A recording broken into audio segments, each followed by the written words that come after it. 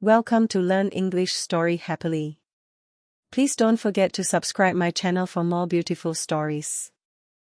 News of engagement. My mother was a widow. I was her only son and now I was engaged and she didn't know.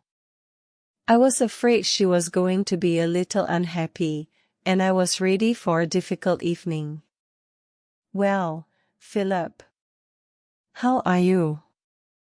And I said, "Oh, I'm all right, Mother. How are you?" She smiled at me. She looked excited and younger than her 45 years. There was something strange in her smile. I thought, she knows I'm going to get married. How does she know? But I said nothing. You have to be careful with mothers. I'll tell her at supper, I decided. I went upstairs to my bedroom. When I came down, my mother was busy in the kitchen. I went into the dining room, and here I had a surprise. There were 3 chairs around the table, and 3 plates and 3 glasses. So Agnes was coming. I didn't know how my mother knew, but she did know. She and my wonderful Agnes were planning a surprise for me. Agnes was coming to Bursley for Christmas. There was a ring at the door. "It's Agnes," I thought, and running to the door, I opened it. It was Mr. Nixon. Mr. Nixon was an old friend of the family. He was a large, strong man of about 49 or 50. He was very helpful to my mother after my father's death. "Good evening, young man," he said. "It's good to see you back in Bursley.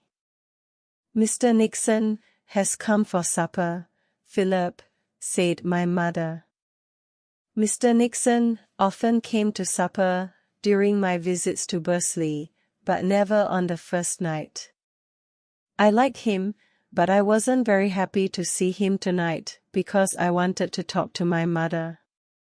I couldn't talk to her about Agnes with Mr. Nixon sitting at the table.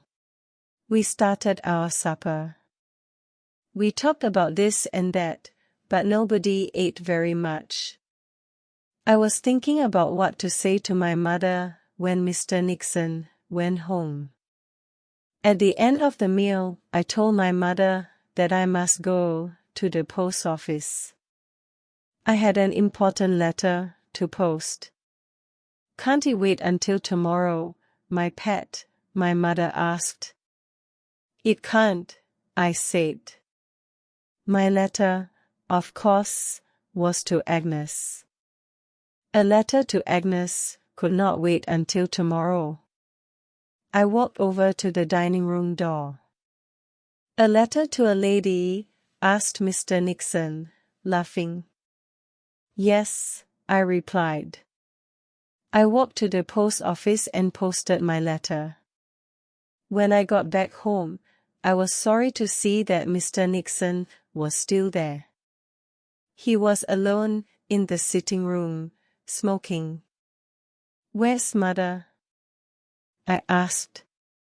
"She's just gone out of the room," he said. "Come and sit down. Have a cigarette. I like to talk to you, Philip." I took a cigarette and sat down. I hoped the talk was not going to be a long one. "Well, my boy," he said. "Would you like me as a stepfather?" For a second, I could not move or speak. "What?" I said. "You mean, you and my mother?" "Yes, my boy, I do. I asked her yesterday, and she said yes. I've wanted to ask her for a long time. I think she knew that." "Did she tell you in her letters?" "No. It's difficult to write in a letter, of course.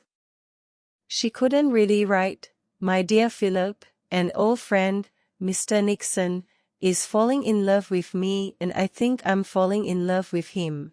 I think he'll ask me to marry him soon." I don't think your mother could write that, could she? I laughed. "Shake hands," I said. "This is wonderful news." After a moment my mother came in, a little red in the face. "The boy's very happy, Sarah," said Mr. Nixon. I said nothing about my own plans that evening. It was something new to me, that my mother could fall in love, and that a man could fall in love with her. It was something new to me, that she was lonely in our old house and that perhaps she wanted a new life. Perhaps, like all sons, I thought only about myself and my life. So I decided to say nothing about my news, and that evening my mother came first for me. I could tell her about Agnes tomorrow. We live and learn. Thanks for watching.